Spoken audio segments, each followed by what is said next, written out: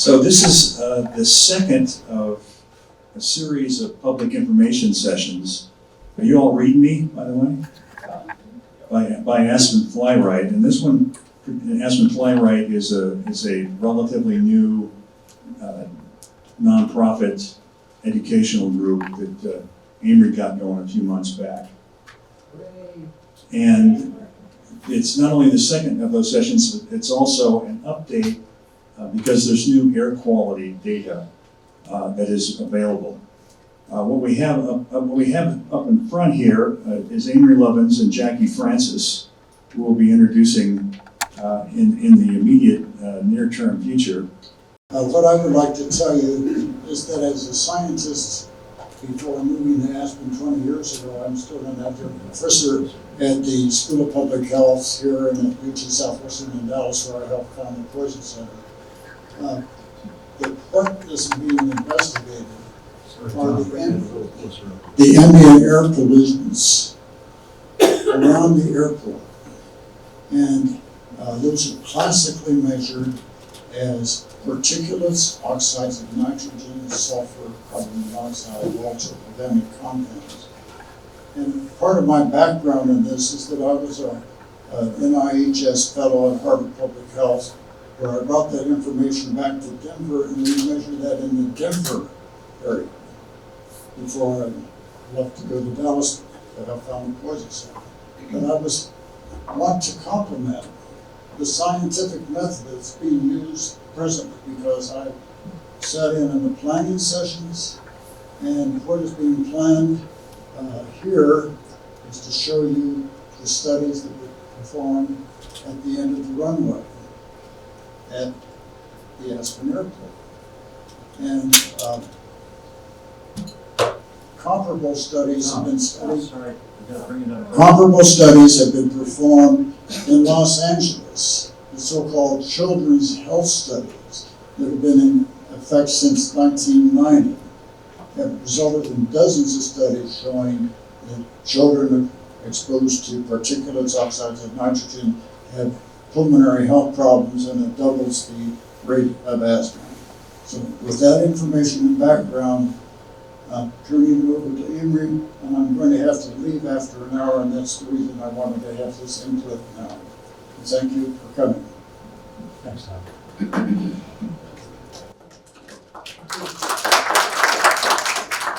So yeah, it's become a kind of cliche in this town that there's a lot of really smart people here with that remarkable backgrounds. Tom's a great example of that. I've seen him around town for years, had no idea that he had that kind of background. This other guy at the other end of the table, some of you may have heard of him. His name is Amory Lovins. Anybody ever hear of him? Okay, just check. He was the founder of Rocky Mountain Institute, where, full disclosure, I worked for 33 years. He's originally a consultant experimental physicist. He's a leading authority and advisor on energy and a wide range of scientific and technical subjects. Authored 31 books, 850 plus papers, received many of the world's top energy and environmental awards, and that's an understatement. Received 12 honorary doctorates. I don't think he has an actual degree, however, but I don't want to dwell on that. He's taught at 10 universities. He's currently an adjunct professor of civil and environmental engineering at Stanford, and he's been an old snowmass since '82. My experience of this guy, one of the experiences of this guy is that what I've noticed him do over the years is take on a topic about which either he's not well informed or I didn't know he was well informed, and he digs deeply into it, more deeply than anybody I have ever known could dig into a topic with his background in physics, and develops analyses that are often at the time, I mean this repeatedly for at least 4 decades I know of, where he's come up with an analysis in a particular area where the people who are experts in that area say, "You are nuts. What are you talking about?" He's been a heretic for many, many years, and he comes up with analysis And then what's really pesky about his approach is he turns out to be right so often. So with that background, Amory's going to talk a little bit about what Aspen Fly Right is doing, as well as the new information on air quality data. So did I sufficiently embarrass you with that, Amory? Use the mic. You're not all right.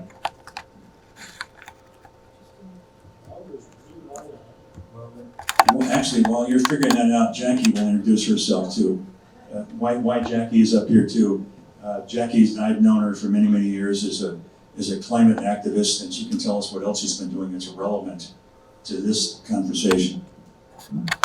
Hi, Amory and Michael, thank you for having me. My name is Jacqueline Francis, and I moved to Aspen in about 1971, so I've been here a little over 51 years, and went to elementary school, high school, middle school, not in that order.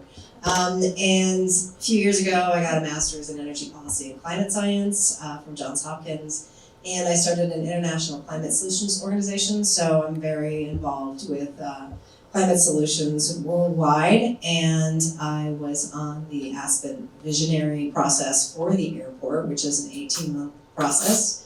I was one of the 3 primary leaders on that process with John Bennett and Meg Haynes, and we spent way more time than I thought we were going to have to during that process, but I think it turned out to be a pretty amazing product. We came out with 17 recommendations that went to the BOCC, and got the resolution on some of the recommendations going forward for the airport, and one of them was to create a airport advisory board, and I was appointed to that board and elected the chair of the airport advisory board. So I've been working on airport volunteer committees for about 20 some years as I was a resident of the North 40, which is right across the street.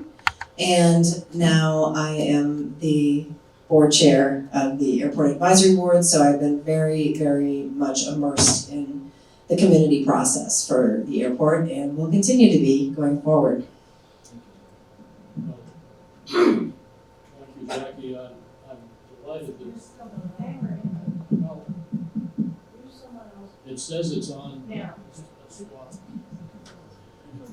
I'm delighted that you've extended your climate leadership now to the Airport Advisory Board, and you graciously agreed to be with us today. I think we'll have an interesting conversation. Let me just remind everybody to start with that this unique, amazing, gorgeous valley and our economy depend utterly on the airport. Dick Arnold calls it our little aircraft carrier in the sky, which is pretty apt. And it brings in at least 2/3 of our visitors, maybe 3/4. We don't really know because we don't know how many people come in through general aviation. We also all know, I think, that the airport faces some longstanding challenges in safety, noise, pollution, climate impact, congestion, functionality, guest experience, all intertwined with community character and economic justice and growth and democracy. It's quite a stew.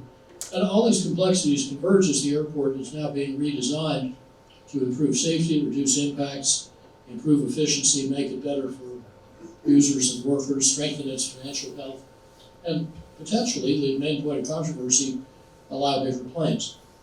Now, our county government says that continued airline service or federal regulators, or both, require such rebuilding.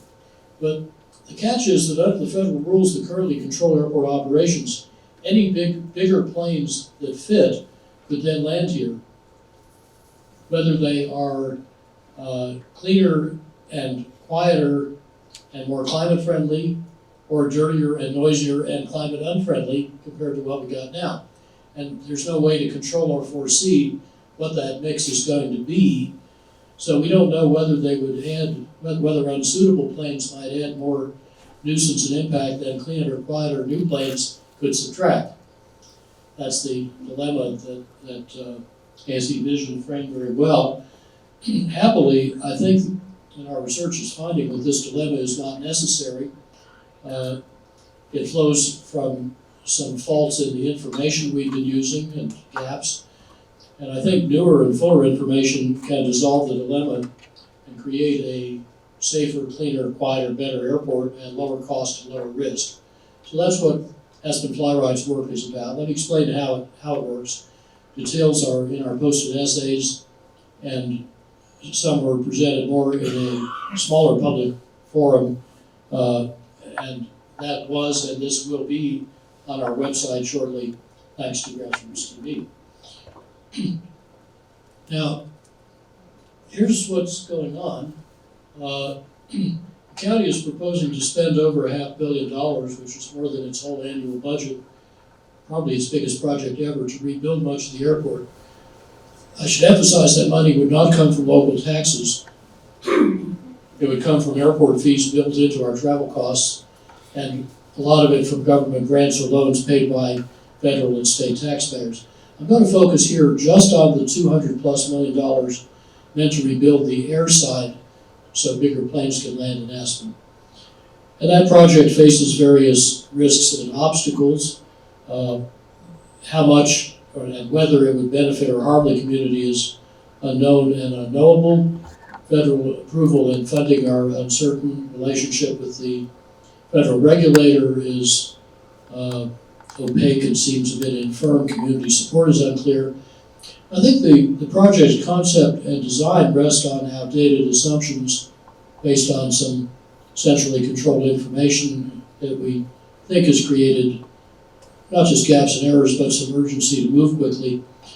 And I don't know myself whether bigger planes are a good idea. I'm not sure anybody knows. Views diverge very widely. But it does seem clear that making that choice soon, probably even making it in this decade, is simply unwise, because it risks building an airport not fit for purpose. That's because aviation is transforming incredibly quickly. I'll describe some of that.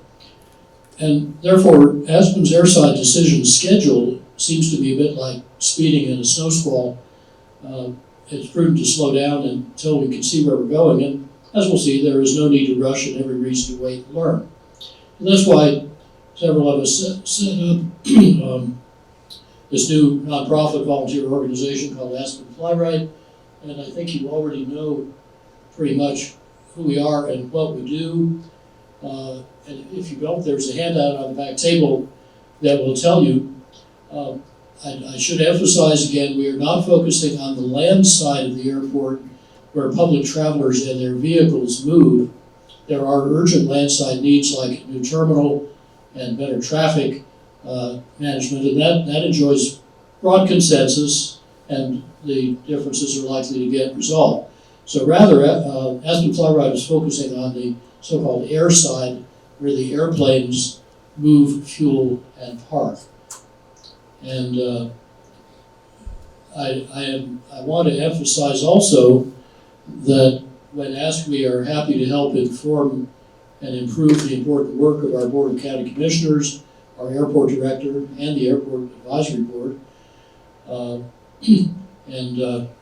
for the general public, we publish ads mostly every week or two in both papers.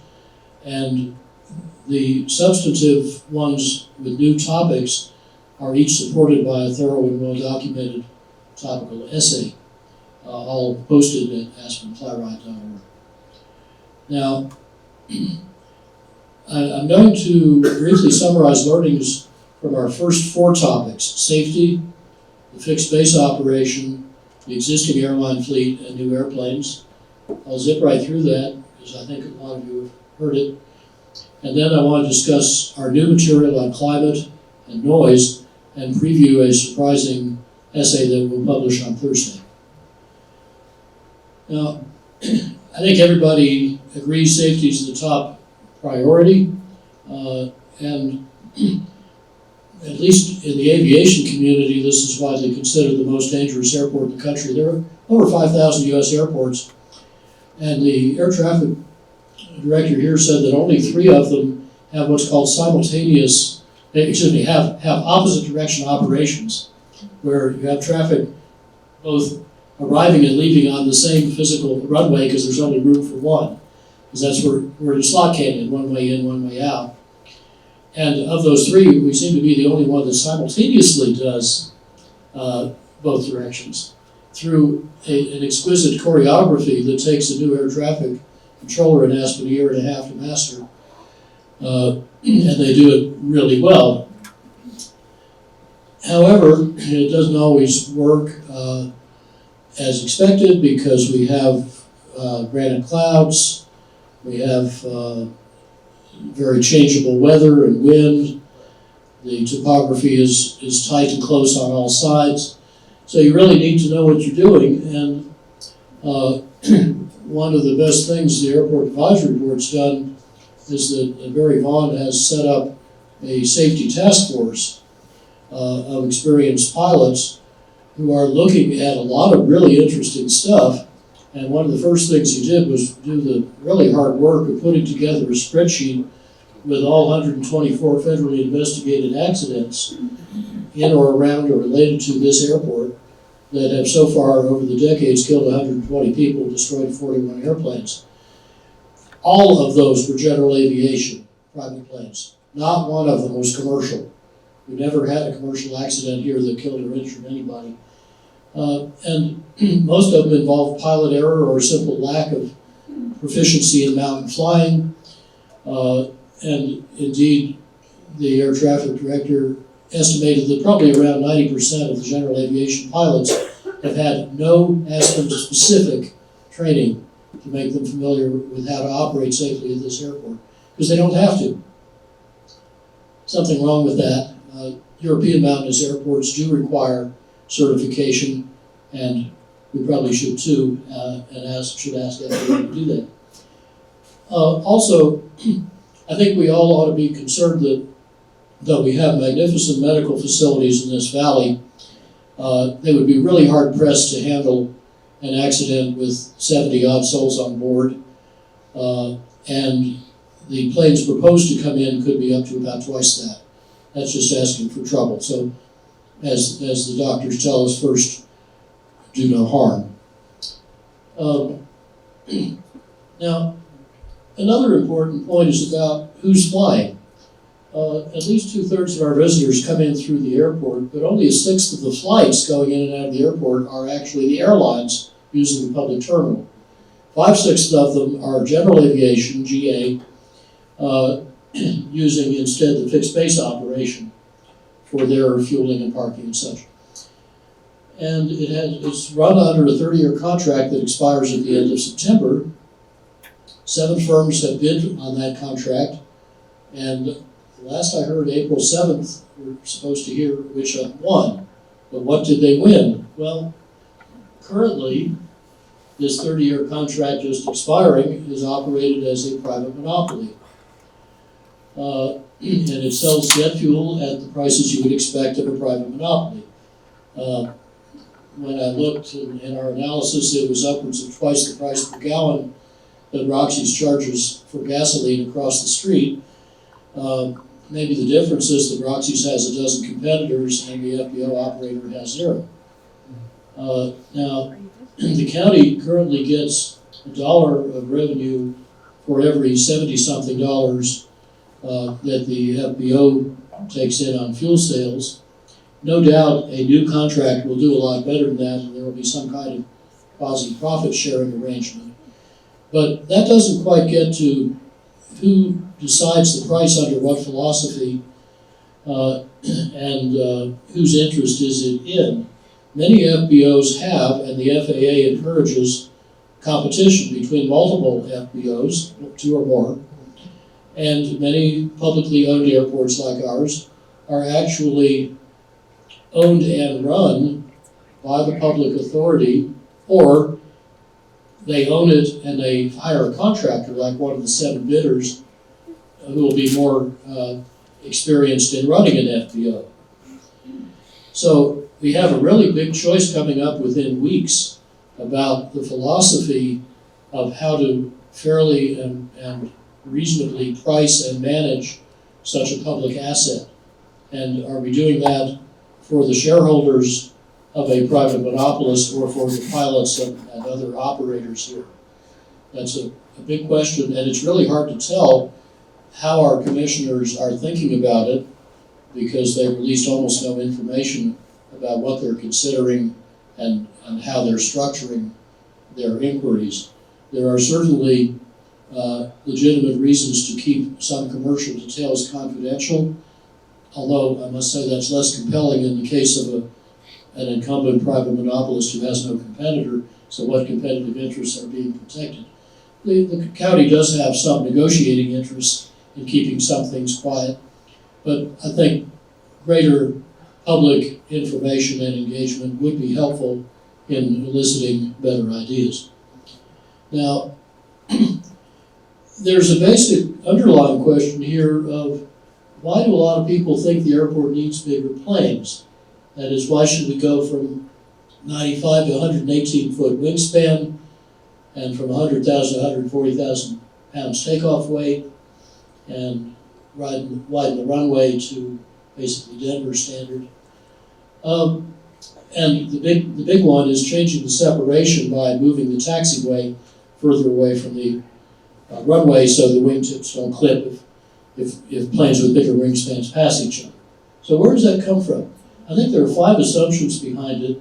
One is that the aging regional jetliners that the airlines now fly, they put their names on it, but they're all operated by SkyWest, are about to retire in the next, we're told, 2 to 7 years, and soon have to be replaced, and the only suitable models are bigger. Then we're told that they're too dirty and noisy, so we need to replace them with cleaner and quieter ones, all of which happen to be bigger. And anyway, that the FAA is forcing us to upgrade, and if we don't do that, we may lose our grants or have to pay them back, and we may lose commercial air service altogether, and there's no alternative. Well,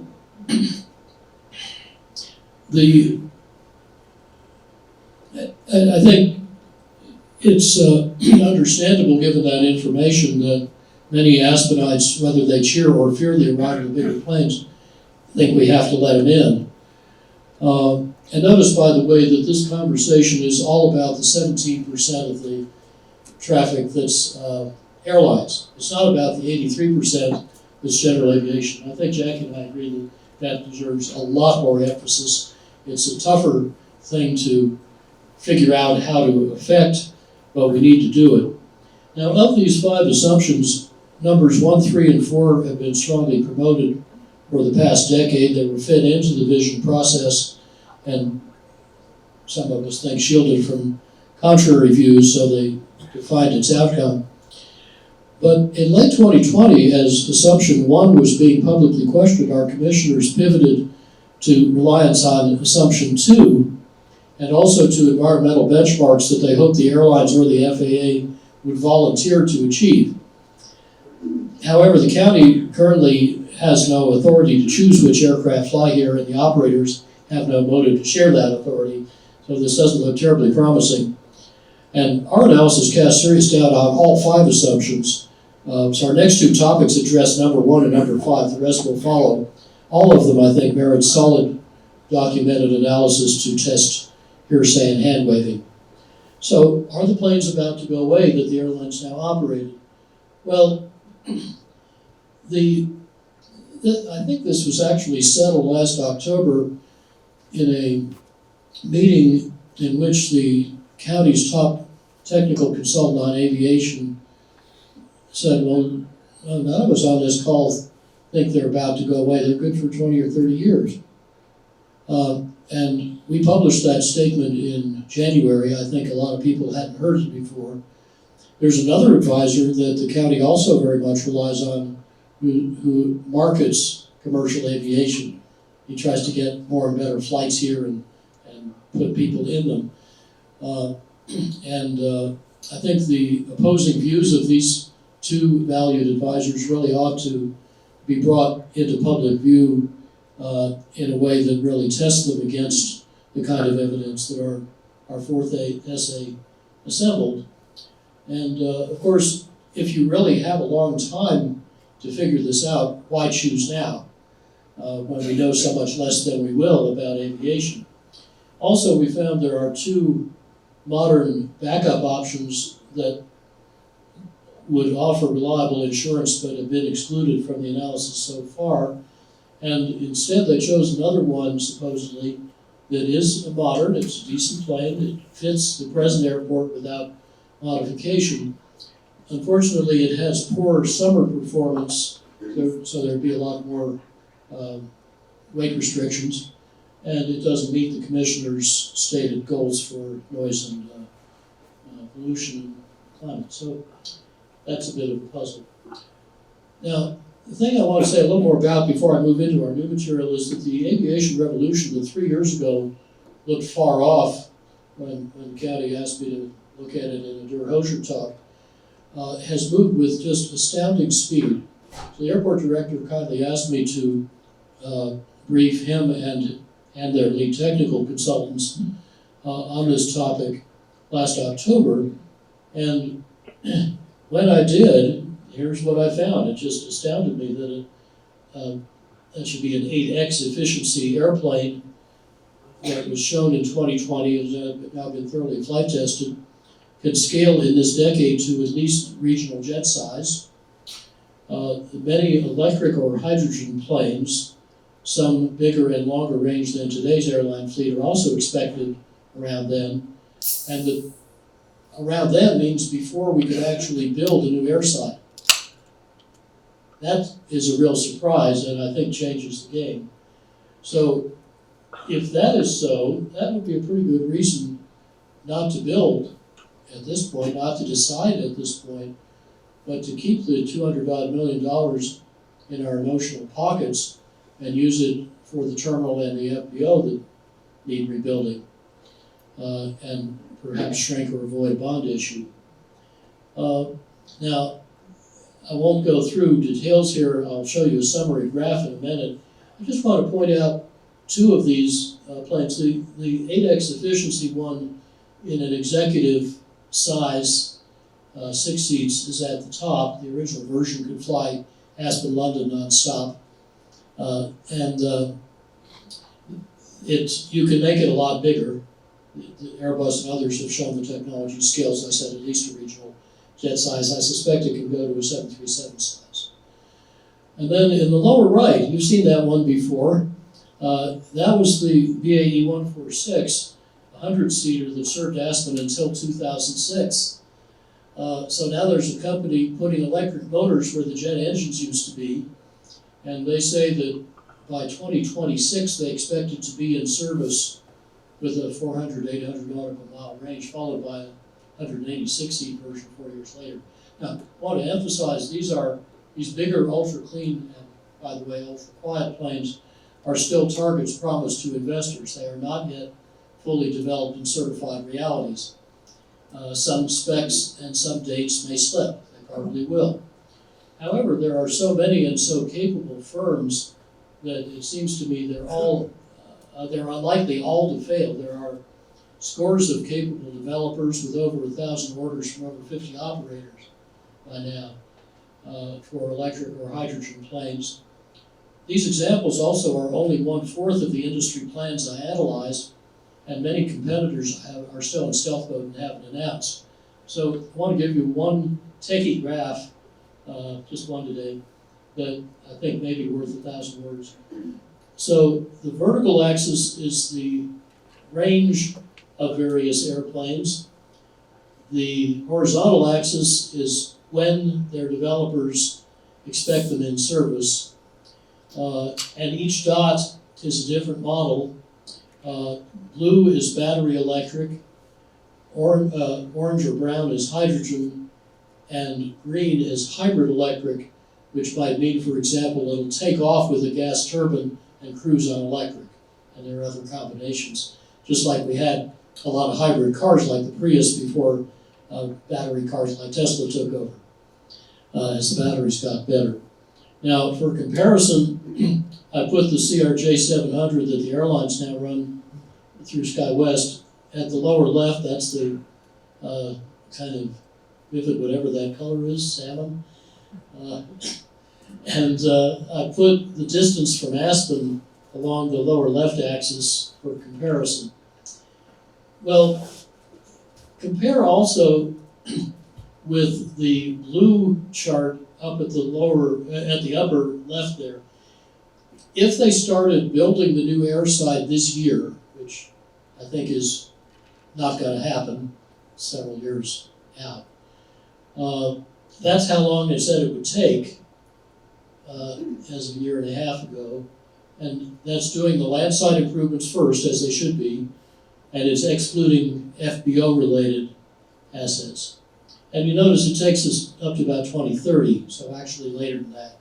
Well, notice that by then, some of the stuff in this chart is expected on the market in bigger passenger capacity, which is the size of each dot, the key is at the far upper right, than we have now, and some of it at longer range than we have now, and developing very rapidly thereafter. Let me add that all the designs shown through 2027 fit our current wingspan and other constraints at the airport. All of them are suited to more frequent direct service. And this graph does not include any super efficient fuel planes like the one at the top of the previous slide. And not all electric planes relevant to Aspen are graphed. There's some stuff I can't say more about. And also, most of the planes planned for after 2030, when this new aviation industry expects to be taking over the market, are not shown either. So there are some important respects in which this is a rather conservative graph, despite all its uncertainties. Now, airlines, including the three that run here, are substantially invested in the new electric plane industry. United is especially eager to use them to serve smaller airports at lower cost. Those airports could include Aspen. And therefore, the bigger oil-fueled planes we were told we'll need are going to face tough competitors with lower capital costs, far lower operating costs, and super clean and quiet performance that far surpasses this community's targets.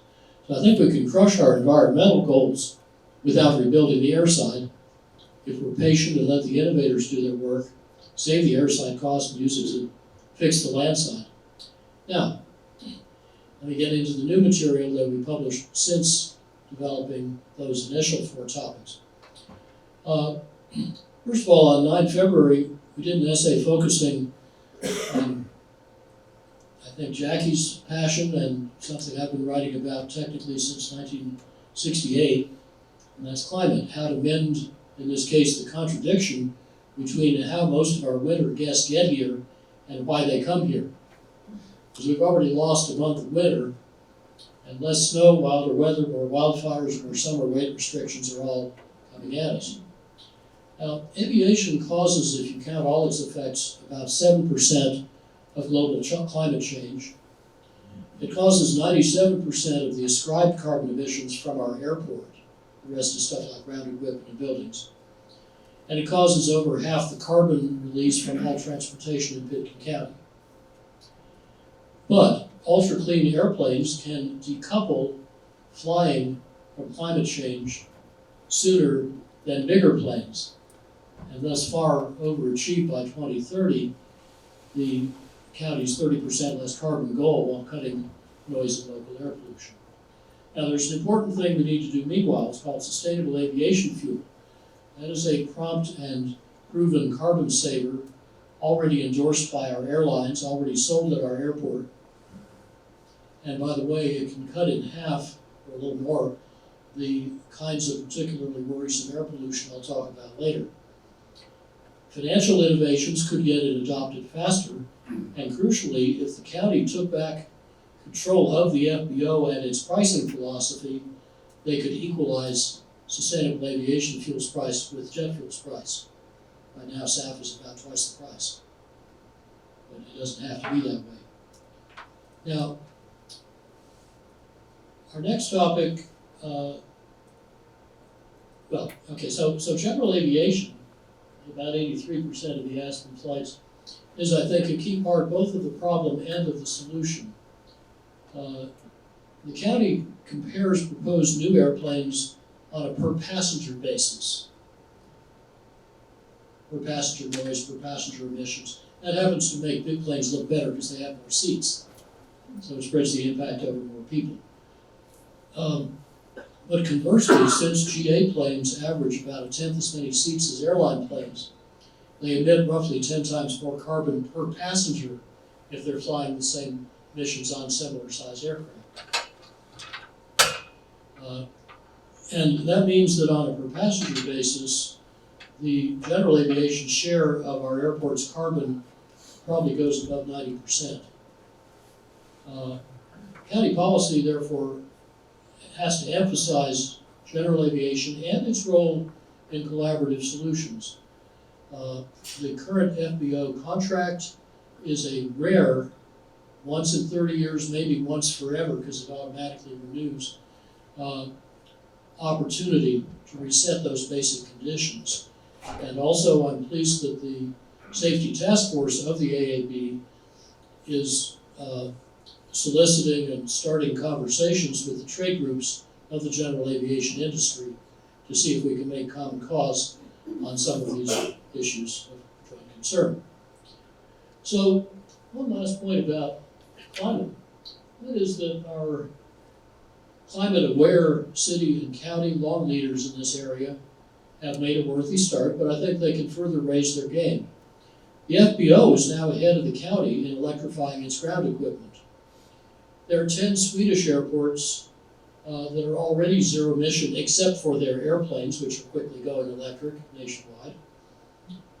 And also, I think to understand the purpose of the assumed aviation growth that would bring in 24% more people by 2050 on the current plan, it would be nice to be clear about who, if anyone, wants to bring in more people into town, why, where they'll stay, and whether such growth is actually our goal. If it's not, let's stop assuming and enabling it. If it is our goal, let's understand exactly how it can help each of us to deliver the Aspen experience undimmed for all, forever. Now, then there's our essay published 9 March addressing the noise nuisance that Aspen's conveniently near downtown airport inflicts on many neighbors. The proposed new airside could actually worsen this by bringing in bigger, more, and not necessarily quieter planes, partly to carry those extra passengers we're planning for. And extreme noise events are becoming rarer as the worst old general aviation planes retire. But in 2021, the latest draft report, we still had 206 high noise events. Sort of stop conversation. Sometimes rattle the windows. Now, Aspen has a Fly Quiet program. It bends over backwards to praise quiet operators rather than shame noisy ones. So congratulations, and attaboys far outnumber admonitions, which are sent months or years after the fact, and also far outnumber complaints, which seem to get no feedback and seem to have no effect. No one is tracking, as far as we can tell, whether the noisy operators are actually improving or not, although the latest draft report lists 12 of them. We'd really like to see some indication of progress. And the latest draft report stops quantifying the high noise events as all the previous reports did. It relies on 1 out of 7 monitoring stations, and none of the data are published from any of the stations. So it's hard for citizens to really contribute. I suspect that greater transparency here as elsewhere may foster greater public confidence and engagement in noise reduction. Now, Aspen, like the FAA, also turns out to measure aircraft noise using the weakest metric. It averages 16 hours noise in between curfews over 24 hours, so the noise looks a third smaller than it is. And the evening noise is not scored as more annoying, which Europe and California do. Federal noise limits are also under fire because they've just been invalidated by a new survey updating the previous research done in 1978. And people are a lot less tolerant of noise now than they were then. So the standards will probably be tightened. And then there are local noise contour maps that underlie land use policy. Those seem to be based on theoretical models with inadequate ground truth. And there are some things we can do short term about noise. We could put up the sound wall that was officially proposed in 2018, provide ground power to park planes so they can turn off their noisy and dirty generators, streamline pre-takeoff operations the way Europeans do, use the statutory process prescribed to ask FAA for tighter local noise rules, because the airport is just a few miles from downtown. I think we have a pretty good case. Better train the GA pilots for when they have to circle over town, so either they won't or they'll avoid sensitive areas, and perhaps try new approach routes not over downtown that surprisingly Safety Task Force found are already on the market and are being refined by the FAA in the hope of improving safety and airspace efficiency and quiet. Now, it will not surprise you then for me to add one other thought here. The most effective and lasting noise relief can come from recognizing and encouraging the rapid shift to electrically powered aircraft that are several to many times quieter than today's aircraft. So, as we just saw, they could be flying here before the airside could be rebuilt to bring in bigger, heavier, maybe quieter or maybe noisier fossil-fueled airplanes. Finally, let me preview our latest essay, which we're going to publish on Thursday. And let's see if I can start this.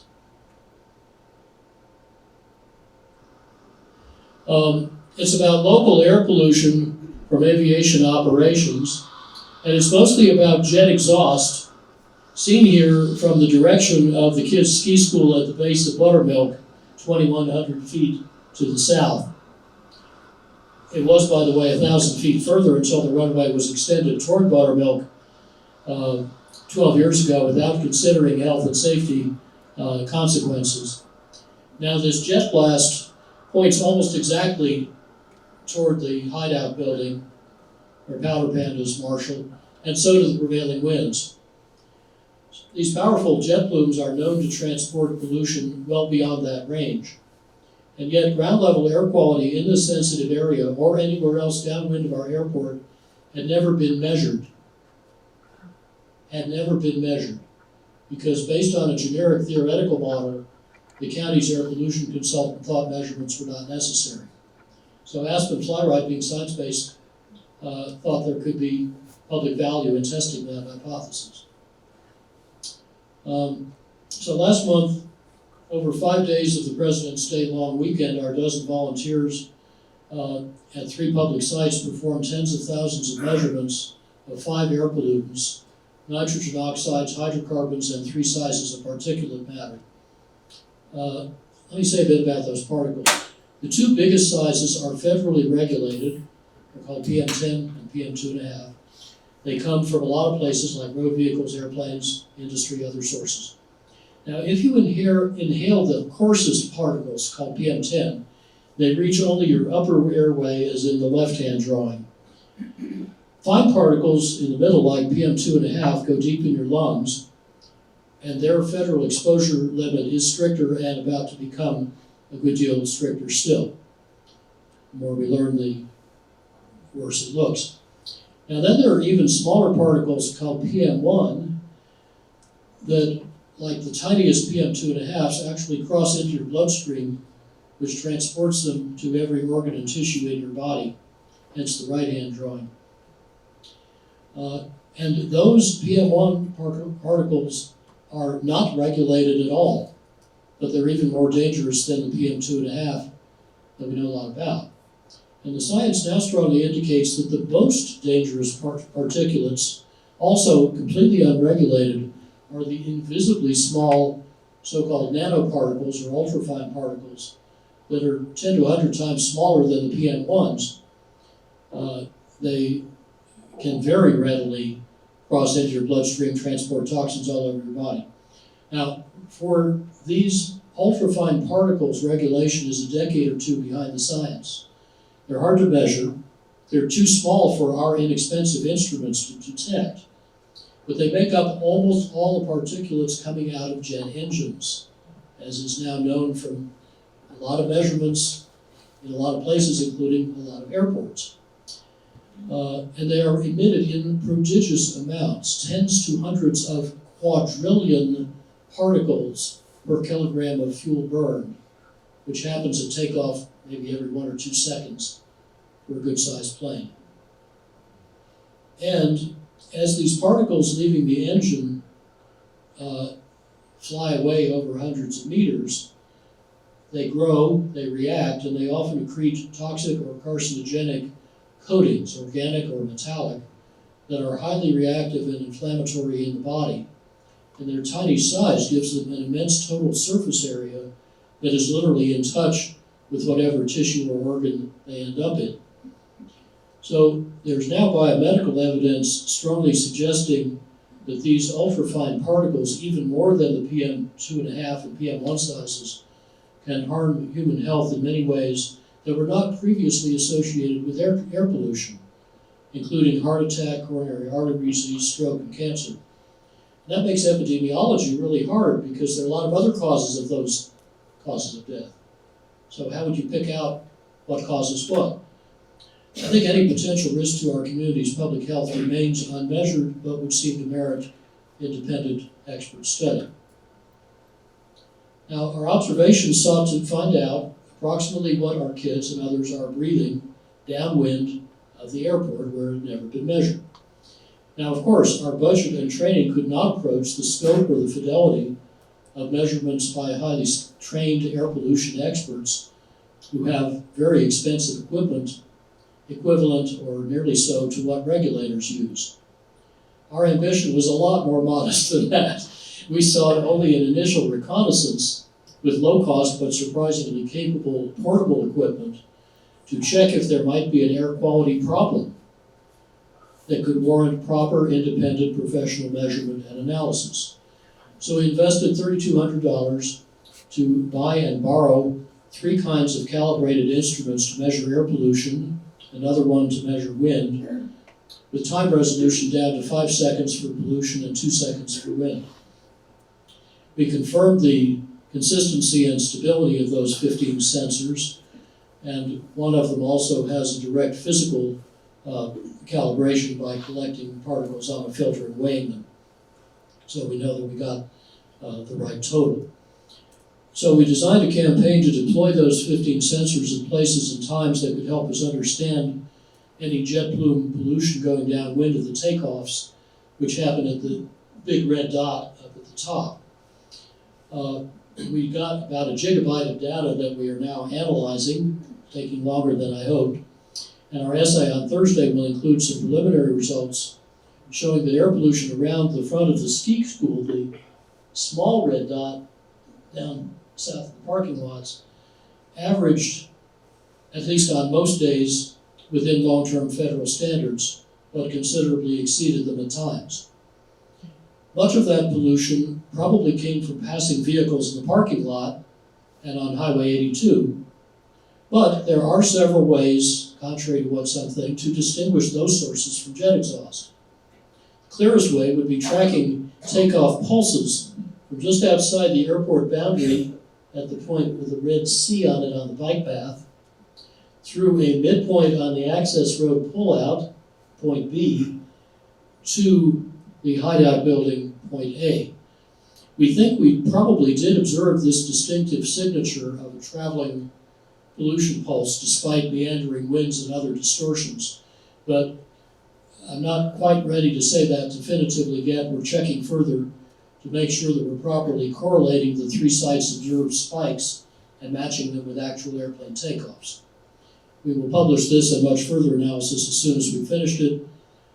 We thank you for your patience. We hope it proves instructive.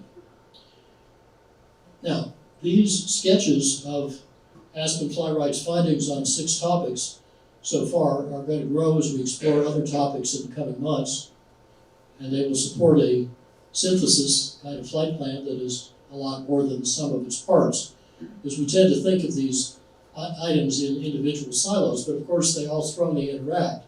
And once you innovate in one area, you can maybe change a lot of assumptions you're making about other areas.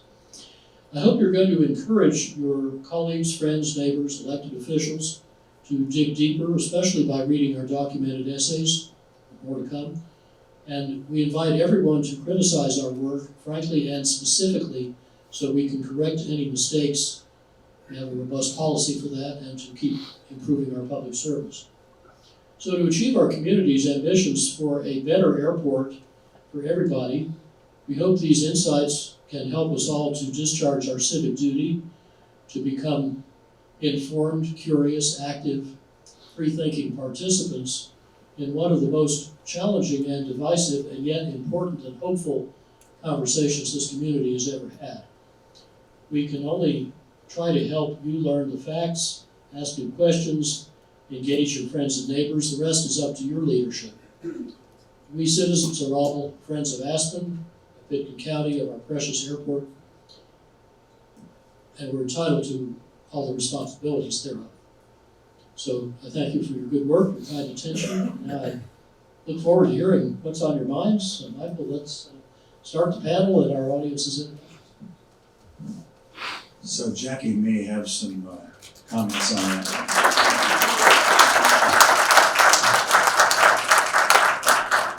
So we want to make this genuinely a conversation. So as I call on y'all, I'm going to have to get this. We've only got one mic that seems to be working well, so we're going to have to get this to you relatively quickly.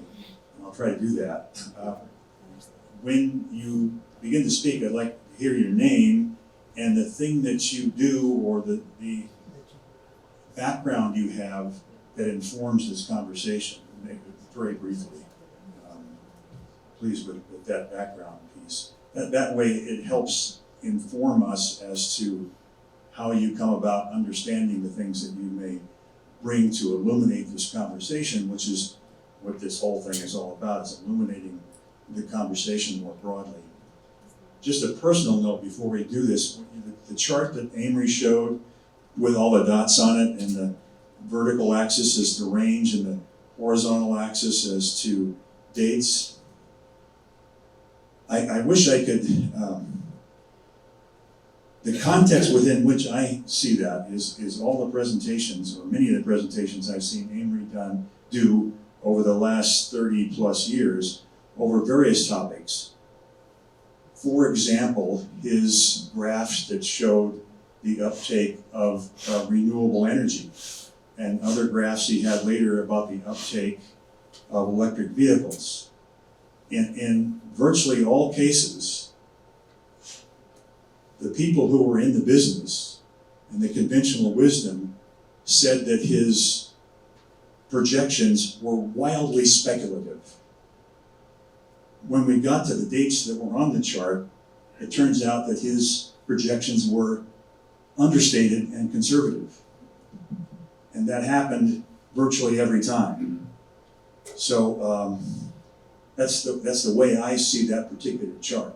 So your comments may be questions, and they may be your point of view or your additional information that you can bring to this conversation. Jackie, I want to invite you. Do you want to go first?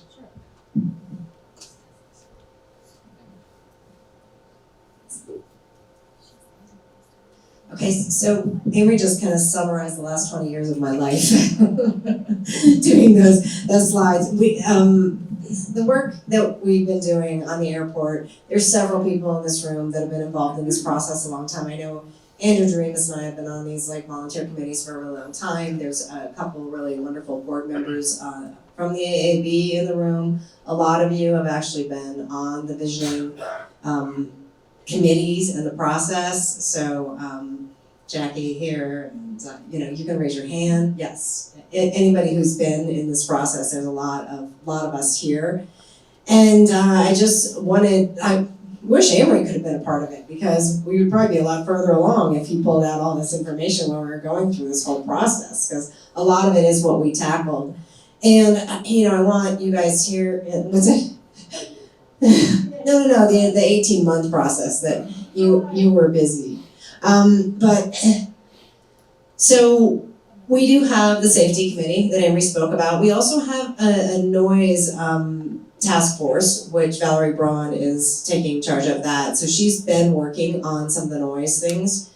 We have set a greenhouse gas emissions baseline, and now we're working on the criteria pollutants and the hazardous pollutants baseline. And monitoring and measuring and how that's gonna happen. So that's something that's coming up on our agendas in the next meeting, I think, maybe the meeting after. We're also bringing somebody in who's an expert in sustainable aviation fuel. She's gonna be coming in early June. We've got somebody from the FAA that's coming pretty soon to talk to the BOCC and the airport advisory board about many of the questions that Amory put up there about the new types of aircraft that are coming along, what may or may not happen to the current fleet mix, and we have a list of questions that's on the advisory board's website. And one of the reasons I'm here tonight is to find out more questions the community has that we can include as we speak to the expert from the FAA. There are things they won't be able to answer, but one of the things we're really trying to do on the airport advisory board is get the community to understand that we're the liaisons. We want to work with the community and get this airport into a place where we are really proud of it, and we're proud of how it's cleaner, safer, and less noisy. And we share those kinds of goals with the Aspen Fly Right group, and that is literally why I'm here, like trying to work with Amory on how we can actually make this the best airport in the world.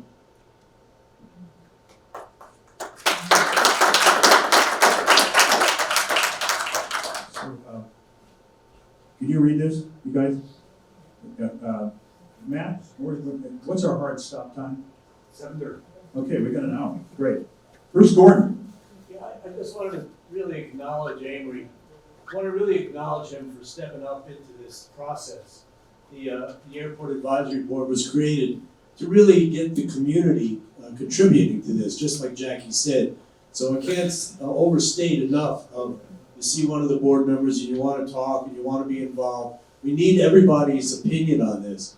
And I can't thank Amory again enough. I mean, we're working in parallel on many of these things.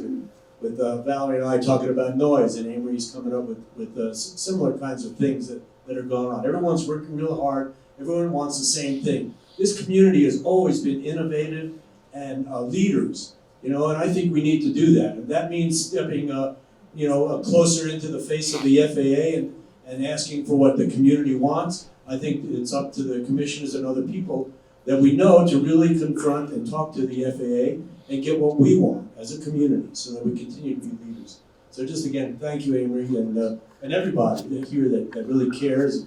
Jackie's leadership on the board is exceptional, so thank you very much. Who's next?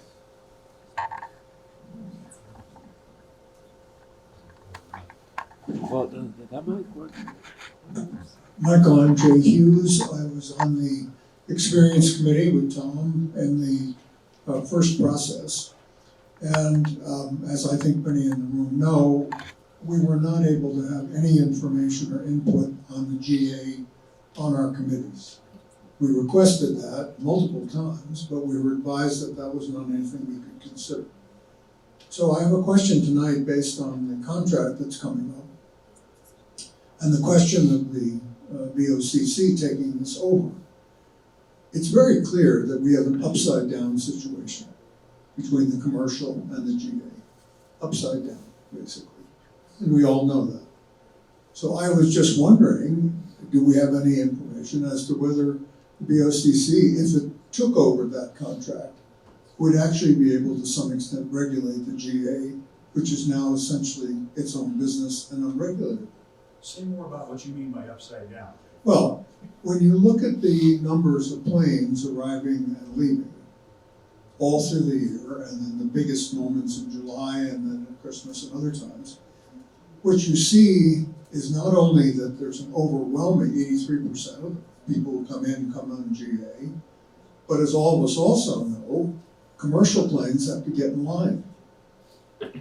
GA has exactly the same rights as every commercial plane.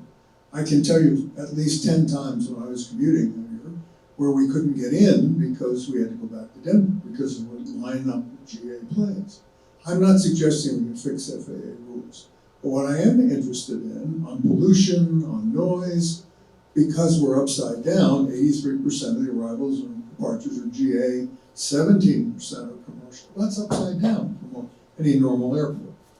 As I read, your question goes to, I'm asking, if the county took over the contract with GA and ran the FBO, would we have some further ability to manage affairs? That's my question. Certainly, anybody from the county who'd like to address that, we welcome that. There are many, many publicly owned airports where the public authority is the operator. And some of them are not far from here. Leadville has a very much lower fuel price than Aspen because it's run to serve the pilots rather than the shareholders. It's publicly run. Now, the county could well feel that their expertise is not in running an FBO. They could hire any of the 7 bidders, for example, to do that for them and bring their great skills to it. But the county would then be able to set the price or the price philosophy with full transparency and accountability. That's the opposite of the situation we have now.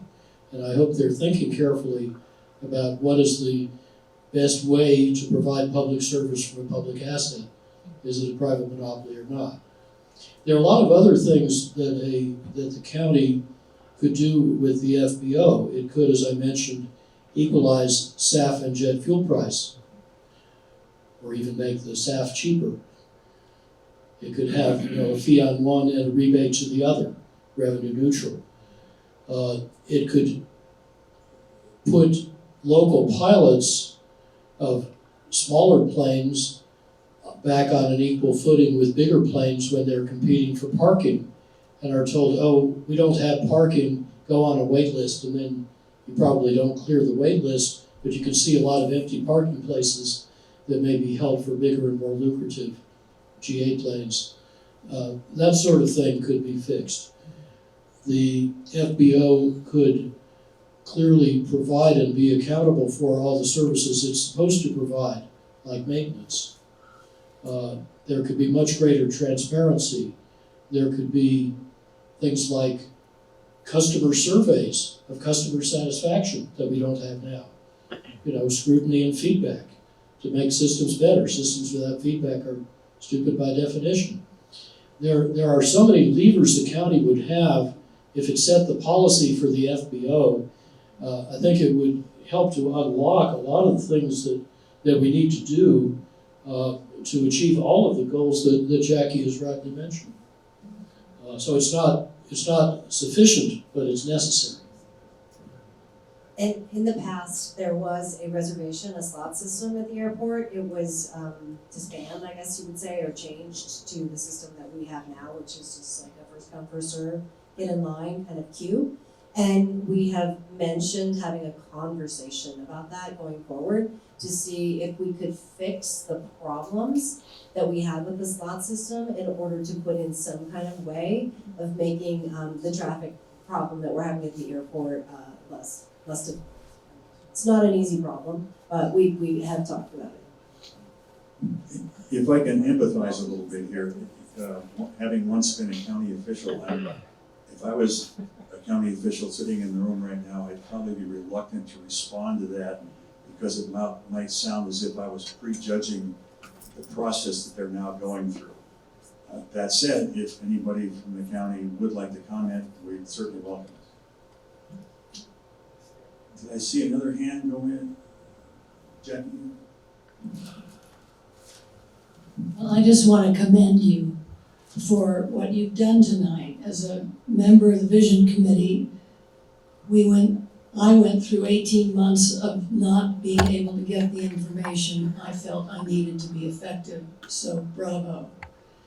My question is, as a sort of born-again, interested person in the airport, is help me, who wants to be a key influencer, know where to start, who to talk to, and in what order. I mean, who is it the FAA and the county commissioners and who else who are going to be making these decisions? And isn't that whom I want to get to?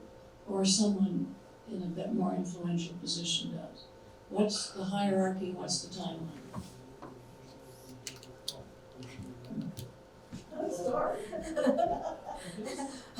Ooh.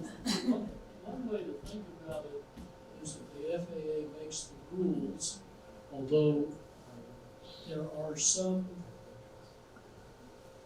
degrees of flexibility we have not used. Like, we could petition FAA for GA pilot instruction specific to Aspen. And there's an old general accounting office report I just dug up from the safety committee suggesting that could become a license endorsement that lets you out of one of your exams, so the GA pilots might like it. And certainly, it's not in that industry's interest to have more accidents at Aspen.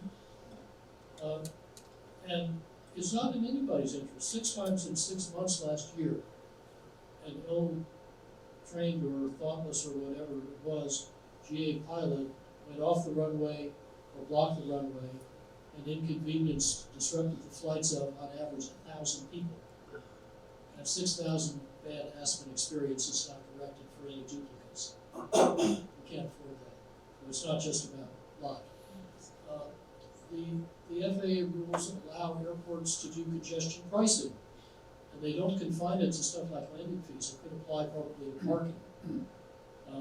The FAA has a lot of creative language that could be used, and I think they could make a terrific partner if approached in the right spirit. The right way to do this is one of the county's lawyers told the commissioners, I think a year or two ago, is instead of just making a proposal, go to the FAA and say, these are our goals. These are what we're trying to achieve. Can you work with us to do it within your system? There may be other degrees of flexibility as well, and one that we have not used at all is there's a statutory process with 6 steps. It's rather tedious, that I mentioned, for getting your own noise rules instead of federally ones. There's a whole lot we could do if we come together to design the whole decision space. And I think, broadly speaking, FAA makes the rules. County commissioners run the airport, and there ought really to be an expert board of directors in between, in my opinion. Because the commissioners, are not aviation experts. They have a lot of other stuff on their plates. So most successful airports do have an operating board that then reports to the elected officials. And the slate is really big, but we're just sort of writing the list now, and I think we're probably still missing a lot that could be on it. Yeah, I agree that this board, the airport board we have now, is just over a year old, and it's gonna get better at its job, and so you can definitely talk to people on the board, that are working on these like subcommittees. Barry Vaughn is is the point person of the safety committee, and ask us to get information from you, because that's part of our job, is to find out if we don't know something, where we can find out what the real information is, which is one of the reasons we're having this FAA person come, so that we can actually ask them the exact questions that we want the answers to. I have a question about that visit. Is that on Thursday? No. Oh, it's postponed, so Yes. it's not this Thursday as originally. I don't think so. You're talking about timing, I know you can't hear it. Okay, so when the FAA rep comes to meet with the county commissioners and the airport advisory board, our understanding is that there can be no public interaction. It's open to the public can send us questions, we're just keeping it less back and forth. And is that the FAA's requirement or someone else's idea? Where'd that come I'm from? not sure. But it's to keep it within, You're the co-host. well, I don't think that we've had, It would seem logical that we could at minimum feed Jackie questions to deal with. Oh, of course, but I'm just curious, is the rep able to meet with anybody else or have an open forum with the community, and if not, why not? It's a wonderful opportunity to understand a lot of things that now we know only through hearsay. And again, my empathy with the county, having been there once, although a very long time ago. of all the federal agencies we dealt with, now this may not be true anymore, but of all the federal agencies we dealt with, they were by far the hardest ones and the most rigid and the most closed. Hopefully that maybe has changed a little, but let's, and I'm not to diminish anything that Amory has said. What he said is logical, but the county cannot wave a magic wand either. Let me again invite you to ask questions and object if necessary, if you'd like, to anything that Amory has included in his presentation. His presentations have been characterized as drinking from a fire hose, and they haven't changed in that way in any way. But thanks. My name is Tori. My association with this issue is that I was diverted and flew into Grand Junction last night. So, firsthand experience. So how do you feel about that? I'm home. I made it. I'm home. I got home after midnight last night. I was wondering about timing. It's been stated that we're looking at the passenger side, not the air side first. I think county also is aware that that's kind of community intention right now. What's the coupling with the air side? When do we need to make decisions about the air side? Are we under some kind of funding timing, or is there some, can we move ahead with the non-air side improvements and then address it later, or are they coupled in some way? I don't know. Yeah, that's absolutely what we're planning, is doing the landside improvements, the terminal, all those things now. We do have to submit an airport layout plan in order to get the funding for all the landside stuff. I don't think that airport layout plan means we necessarily have to do anything on the air side for quite a bit of time. I can't tell you the exact timeline, but I think it is maybe a decade down the road where we would have to make any kind of decision about the runway. There's one complication. Obviously, it would be very desirable to split future airside design from current landside design. And of course, airports are complicated places. You need to fit everything in such a way that you have the flexibility to accommodate whatever you later decide to do on the airside. But the complication I hear is that apparently, according to hearsay, not backed up by the FAA yet, they have said they won't fund or help fund the terminal unless we relieve the airplane size constraints on the air side. Now, I don't know whether that's true, and I think a basic problem for many of us in the community is that we are told by often anonymous officials or staff, usually staff, what the FAA says, but we never actually hear it from the FAA, and we don't know whether it's true or not. So I think that's part of the problem behind my question about, can we talk to the FAA guy while he's here?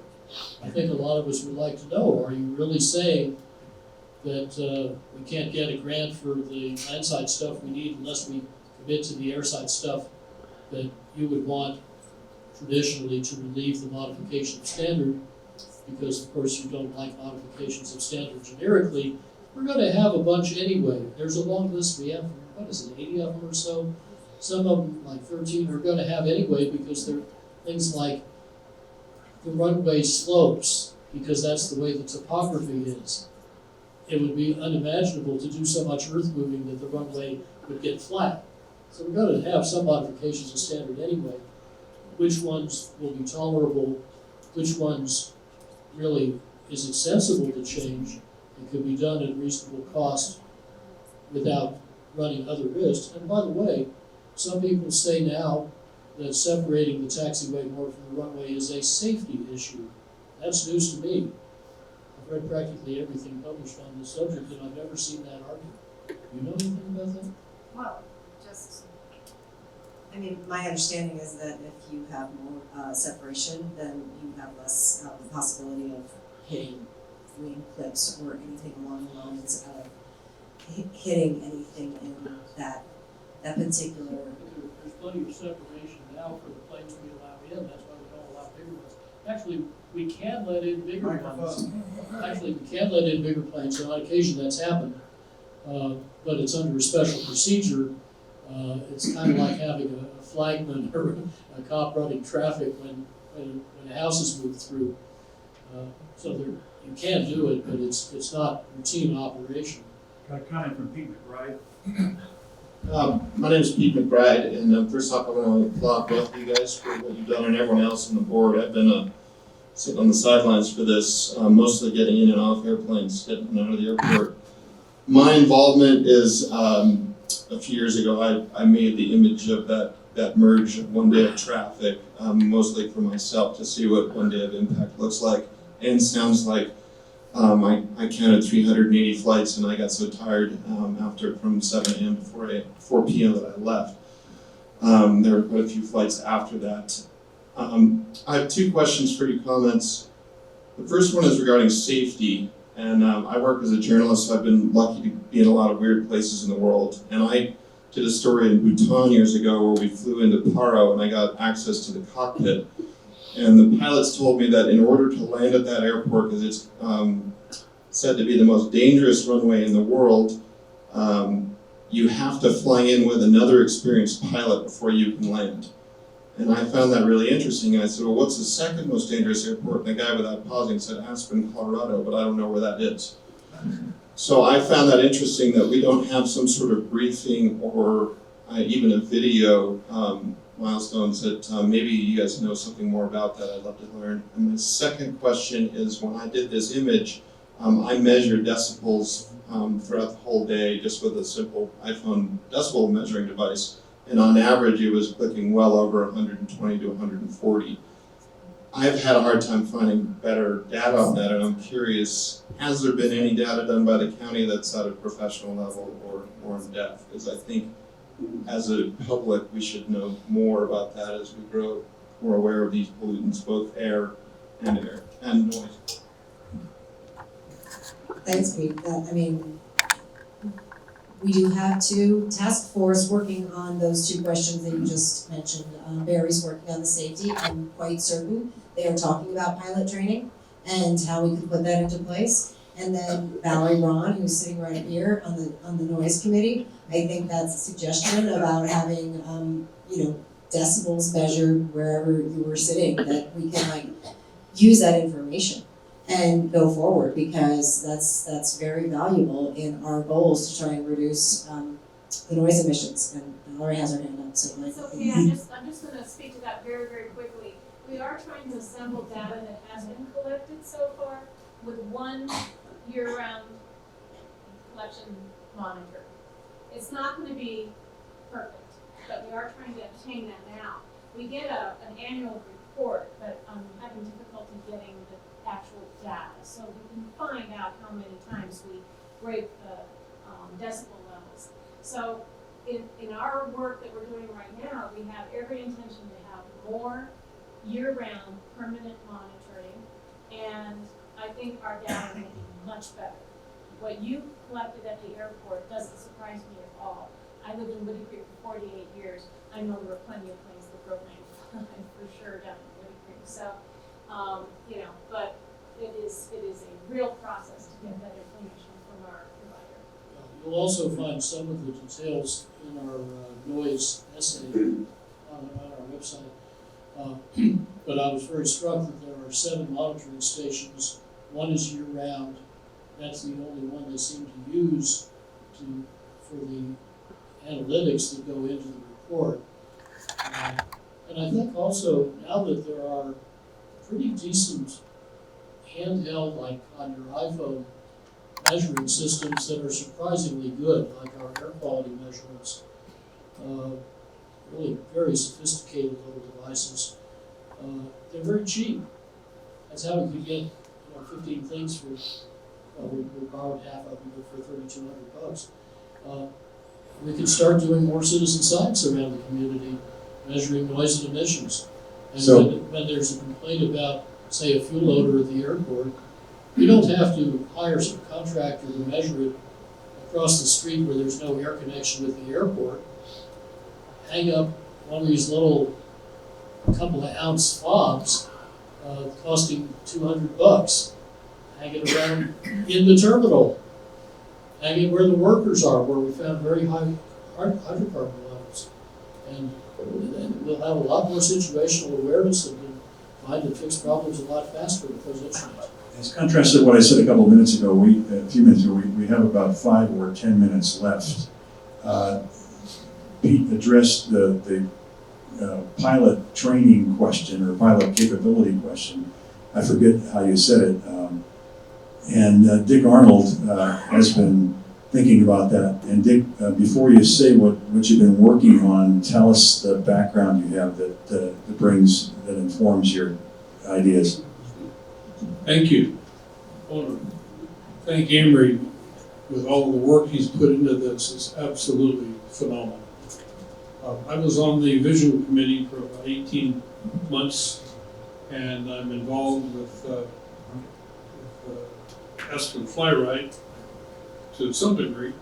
But let me give you just a little bit of background, because what I'm going to say I think will make some interesting comments. I learned to fly in Aspen over 55 years ago. And after Vietnam, I came back and got all of my ratings from the FAA, commercial pilot.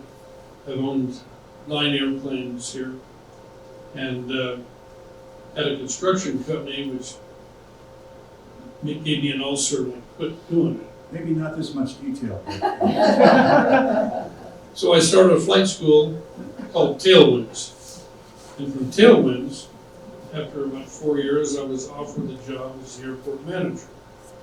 I did that, and I started doing a lot of things that the airport needed, like helping with the first terminal, making the runway 100 feet wide, not 75 feet, on and on and on. So I feel some good interest here. I left here 30 years ago and moved over to Telluride to be the airport manager. But I have 2 comments that I wanted to make.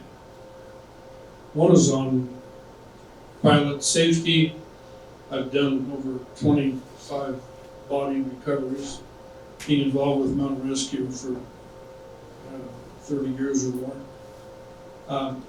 These people were dead because they were either inbound or outbound, not on the runway, but we attracted them, we encouraged them, for whatever reasons. We've got to do some training for anybody that flies in and or out of here that's unique. Not typical, oh, you can't do that attitude, but real, honest to God training, if not fully certified training to fly in and out of this airport. What do you mean you can't do that? Where's that come from? And when I say that, right now that's not doable. It is in Because Europe. It's not doable because We haven't asked for it. I'm not sure why it's not doable. I don't know the word no, so I would make it happen personally. Don't the commercial pilots have it? Yes, commercial pilots have to do that. The other thing I wanted to say that I've there's a heard, special program on the simulator to go into Aspen. Why can't that just become a GA rule? we need more of that. Yeah. We need to get to that guy who's flying in here for the first time, maybe corporate, maybe private, and the weather's terrible, but he has to get here. Well, we'll scrape him off the side of the mountain. The other thing I wanted to say briefly, when you talk to the FAA, they are flexible. And I've said that to other people and they go, no, they're not either. It's black and white, cut and dry, ink. I can probably spend 15 more minutes talking about requests that I made to the FAA when I was the airport manager in Telluride and the airport manager here that were safety oriented and logical. And the FAA went, yeah, we don't, that might work. We did it. So I've encouraged all of you when it comes to the FAA saying you have to do it like this, say, yeah, but, and then don't be shy. Thank you. Well said. Thanks, I appreciate that, and I hope all the other AAB board members. Jim Ward says he'd love that because he lives 3 miles off the end of the runway. I can understand that. Jackie, go ahead. What were you saying? I just wanted to say that, I want to let all the other airport advisory board members keep that in mind too, that we are a community conduit.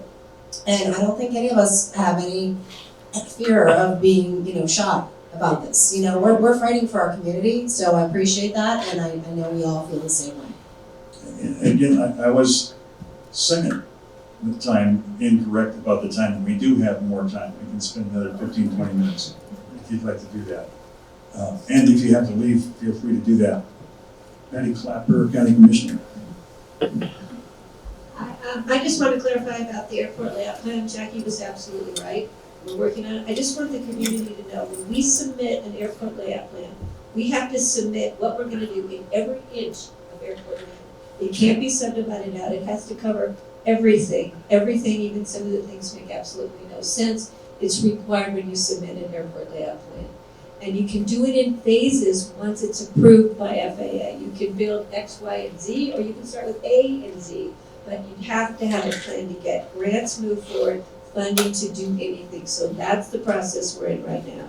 And so we have to just revisit that and submit it to the FAA for changes made by our advisory group, and they came forward after 18 months of hard work. Patty, that's very helpful. Can I clarify though, when you say you can execute it in phases, does that mean that you could, for example, say, well, here's one thing we may do on the air side, but we're not going to execute that yet, and it may change before we get there. So for now, what we want to do is this on the land side. Well, yeah, you have to just be careful in how you word that. Yeah. Yeah, so yeah. You need a good lawyer. Jackie's absolutely right. Our priority is what we've heard from the community, and Greg, who's sitting here with me, we want to start with the terminal, get that done, and there's a lot of little changes that have to go on in order to move that terminal, as far as parking, as far as facilities that we already offer over there, and that's our first step, because we've heard it from the community. We need to have a better terminal that's safe, that's efficient, that's welcoming, and that is top of the line as far as energy efficiency, that sets a model for across the country, if not even further. So thank you, and I thank all of you for being here tonight.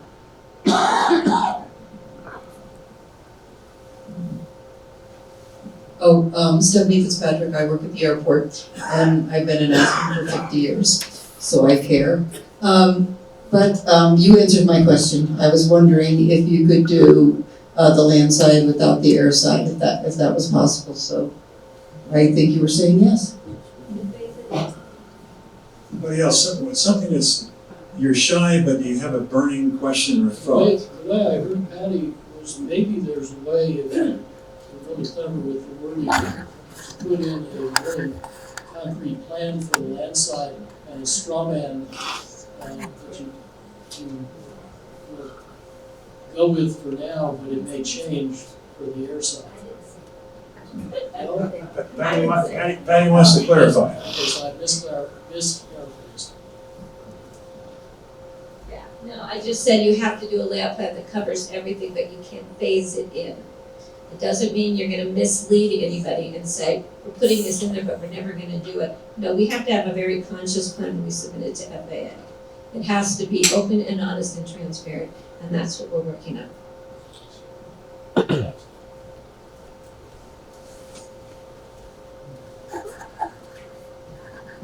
I'm actually going to stand. My name is Mike Savans, and I'm one of the airport advisory board members. I'm an alternate member now, so I've been to all the meetings. I'm also helping Barry on the safety task force. So just addressing what Dick Arnold had brought up about safety. I don't know how long it's been since you've been in Telluride, but Telluride actually developed their own GPS R&D approaches with an airport familiarization program, so that all the pilots who want it can have access to it.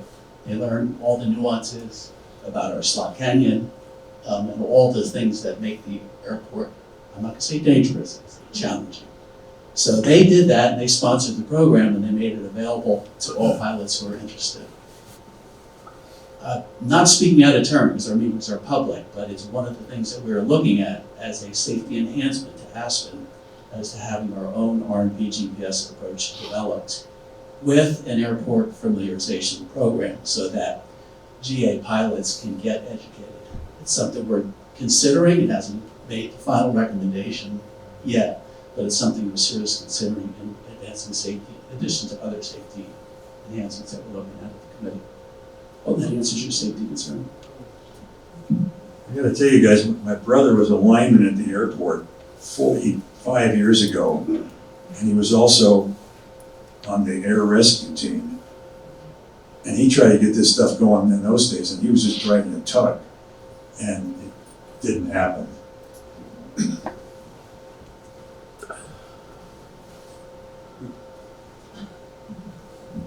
So just one comment, when we get to the land side, I've been seeing a lot of different terminals and airports over the world, and many of them that I love promote the spirit of the place you're entering. This, for many, is the first place you see Aspen.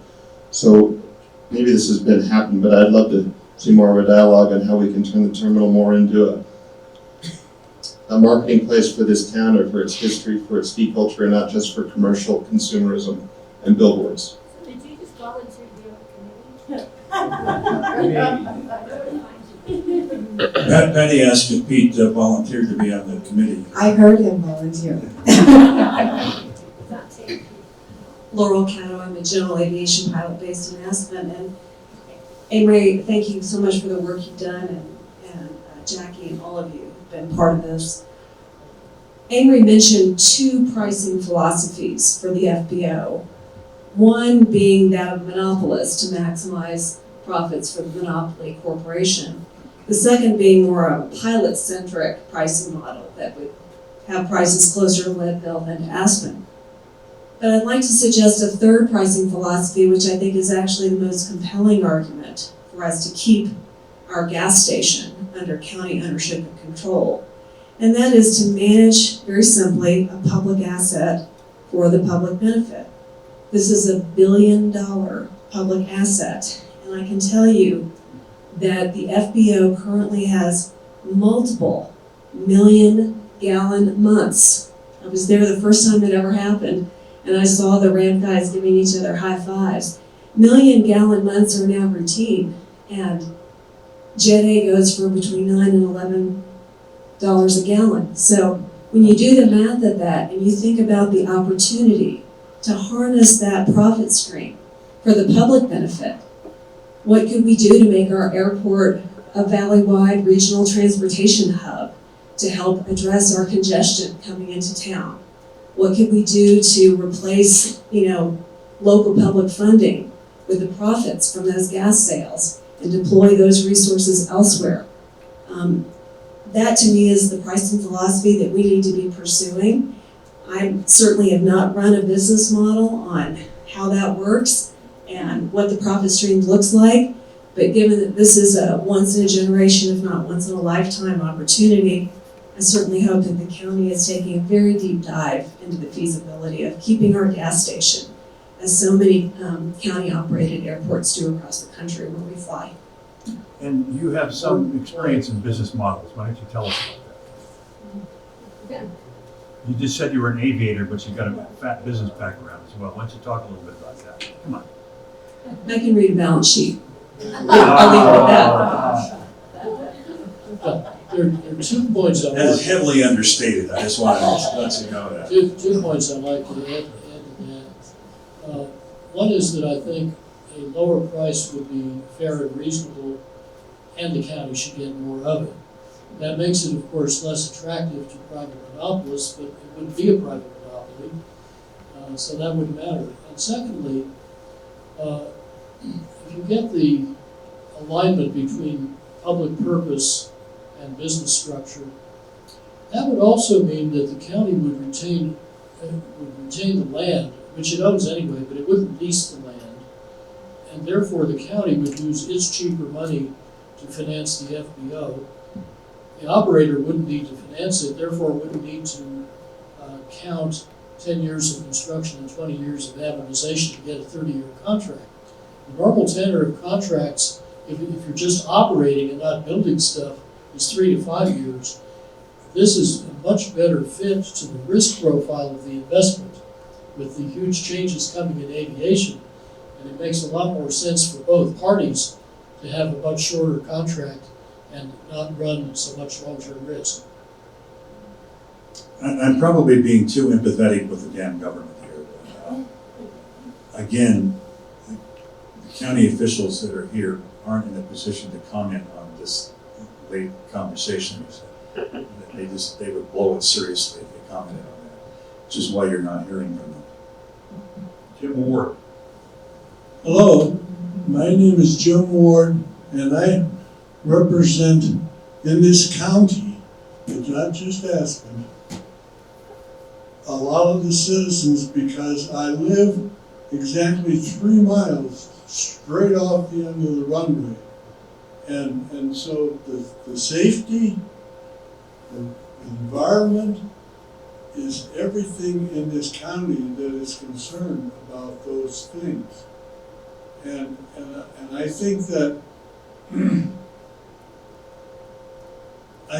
those are the important things, and I think I'm speaking for a lot of people who are not here, but they have this concern about the fact that the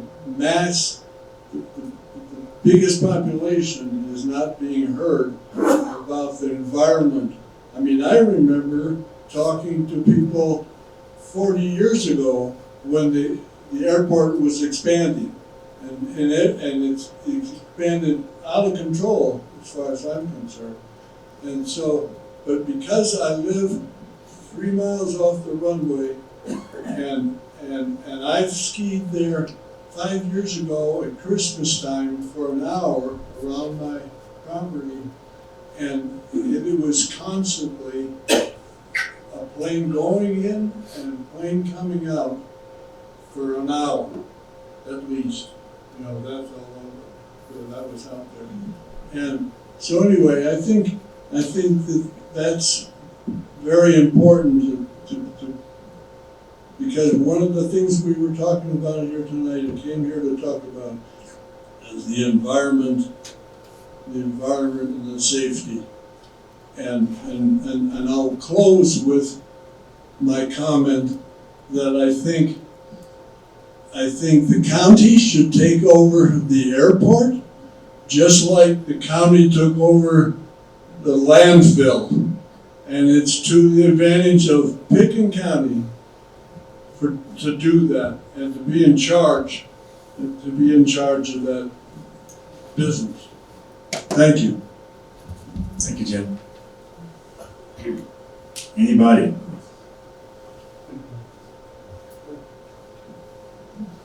Mrs. Lovin. I'm Judy Lovins. I've been in the middle of this for 8-10 weeks now, or 2 or 3 years. Anyway, I am most concerned about the FBO contract. And it's gonna be, the county commissioners are gonna decide on this contract in April, is what I understand. And we can talk about it all day, but it doesn't sound like we have much power to influence the county taking over the FBO. Well, I can tell you there's 2 of them in the room and they're both listening very carefully to this conversation. Other comments, please? Yes, sir, in the back.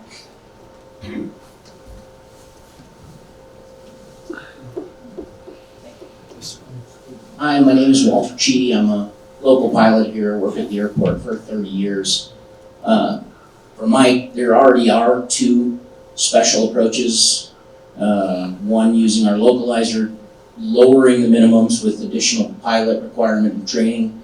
And now Honeywell, who's approved it for all Gulfstreams, to come in down to 500 and some feet on a 1.25 mile visibility, where even the airlines right now require 2.5 miles. Almost 3 miles, that's right. And so with minimums around 1,200 feet. So that's one thing I'd like to just say, hey, I live a mile and a half the other end of the runway from you, Jim, and I see those planes come in and do the missed approach or the balked coming over Highlands, and they come in low. So low my dog goes crazy, and I can tell you every time it happens. So, and as far as Dick Arnold's comment, I've flown my twin engine in and out of Aspen for years. I've also flown in and out of Telluride. In the past, things like noise abatement have been published and given out at the airports, and even, added to Jepson files, which are the approach plates that pilots use that say, hey, don't fly over this area, especially Telluride had a huge fold-out that said that, and we don't have any of that anymore. The Fly Right program doesn't seem to educate these people unless they're doing something wrong or doing something good. Let's get some information out. We've got somebody on our safety committee that is a member or designer of one of the biggest flight programs that pilots use that could get out to every pilot through Jepson and through FlightAware, a little notice that says, hey, try to avoid these areas, or as Pete said, you should go to this website and learn a little bit about Aspen before you go there, because that's what pilots don't do. So if we can do something like that. You began your comment with citing two different requirements for coming in. For a layman, that went over my head. Okay. So what does that tell me about safety in approaching the airport? This airport, in any other place like Denver, you can go down to almost zero visibility and zero ceilings because of automation. So you say you can. Who A commercial pilot or a rated pilot for instrument landings.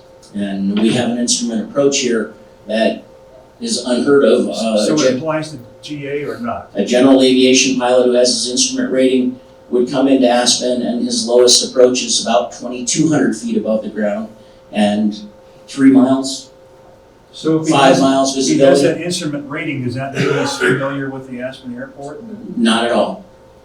Not at all. They're only getting a little diagram of the airport, how to descend, not really where the mountains are or what's ahead of them.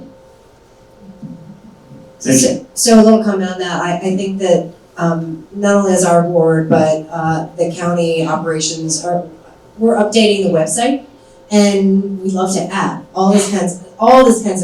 these kinds of information that we can put on the website that can make it a lot more comprehensive and user-friendly. So I think that's a great suggestion, and I'm sure we'll take that and move with that going forward to have more information that people actually want that's accessible on the airport's website, and accessible to the AAB. And I also love what Amory said too about citizen science and having people contact us through the website or whatever and saying, hey, I did use my phone and I heard all these high noise events, and here's the data on this. So I mean, like I said before, we are trying to up our game here. We've been in the process doing this for 1 year as a board now, and we're improving every single meeting and gonna get better and better and better.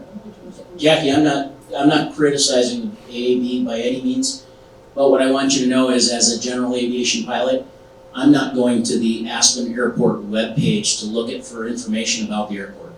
I'm going to the FAA's facilities directory. I'm going to the Jepson approach plates. These are publicized things that pilots use at every other airport, and it's all in one book or all in one nav.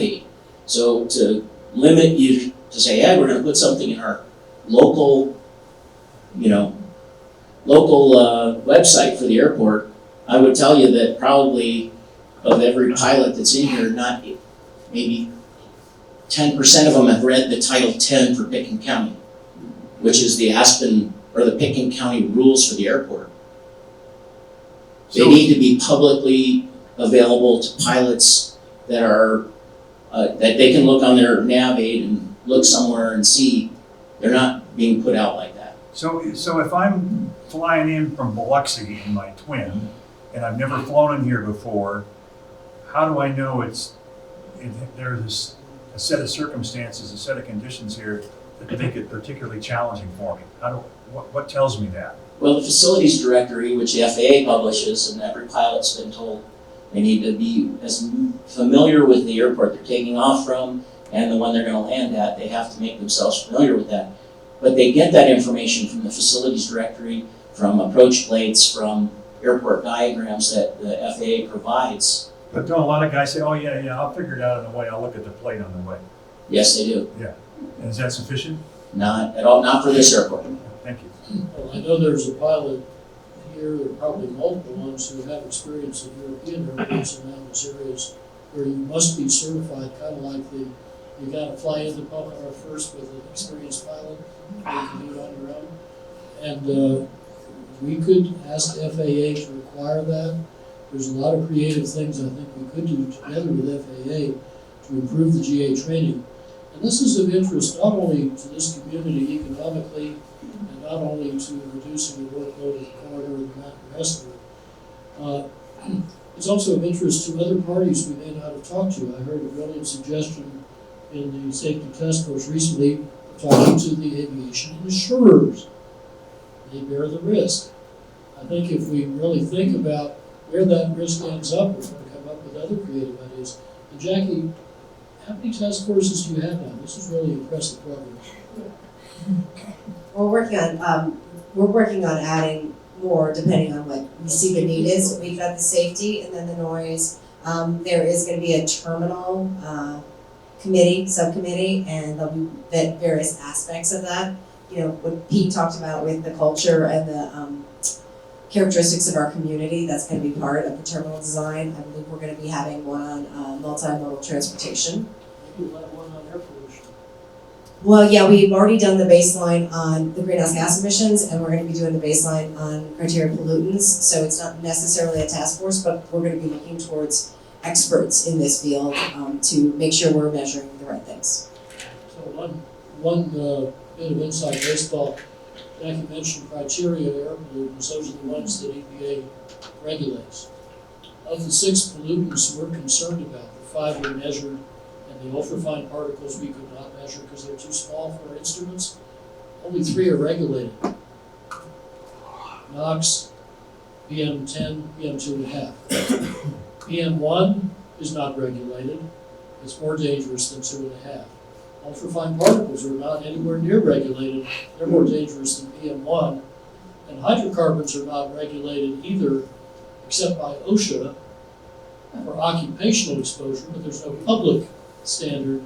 Therefore, we can't say whether the often quite high levels we observed occupationally and public in the airport area, whether those are complying with federal standards or not, because there's no public one. And the other reason I want to caution about interpreting our data when I say that, at least on most days, the average levels around that vacant base of Buttermilk complex did meet federal standards.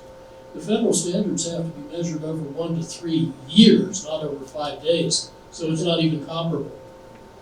So if I say they met standard most of the time, except that the spikes were often several times above standard, that's not terribly reassuring, especially because there is medical evidence that transient exposures can be medically quite significant. Okay, Yeah, so Jackie, if you know anybody at the EPA that you can talk to, that might be helpful so that we can get criteria for those kinds of hazardous air pollutants. But I was going to say too that we are, Amory and I are both trying to get us off fossil fuels, so hopefully that'll be the big solution.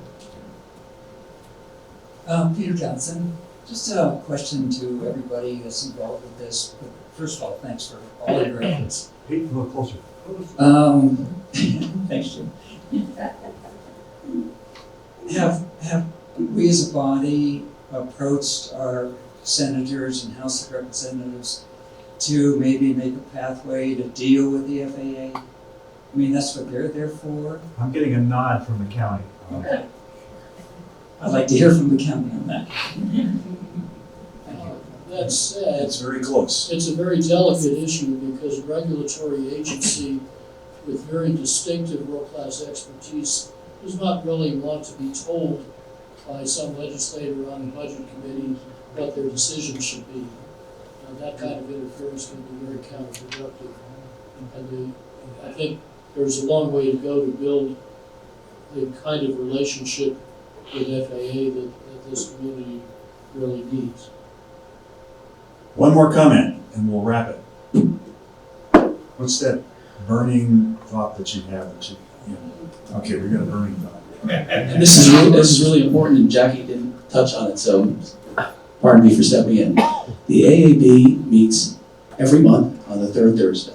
Our meetings are open to the public, and I only hope we've had Ellen Anderson, I think, at every meeting. She's had really good comments, so I just urge everybody, if you can't come to the meeting, check in on Zoom, but get involved in the process. Get involved with us, we want to hear your comments. It's an open process, so let's work together. I would second and third that, and I would also urge you all to visit aspenflyride.org. There's a lot of tabs there. The one with the big substance is called Information Resources. There are some background papers. Every one of our ads is there. Every one of our essays is there for those that really want to dig deeper. There's plenty of documented detail. There's also a place where you can choose to endorse our work or to support our work financially. We work as volunteers, but we do have expenses for the newspaper ads. And we would very much welcome your help. If you think this is of value to the community, please help us make it happen. I have one more thing to say too, that we have questions for the FAA, and if you have questions you want to submit for the FAA when they do come meet with us, Airport Advisory Board at aspenairport.com. Send us your questions as soon as possible, because I'm not sure when they're coming, but I think he's coming in the next month. So in the next 4 weeks. It will be in the paper, I think, when he's coming. I'm sure there'll be a public announcement because it is a public meeting. So just send your questions for the FAA. We would really like to hear from all of you. We're out of here.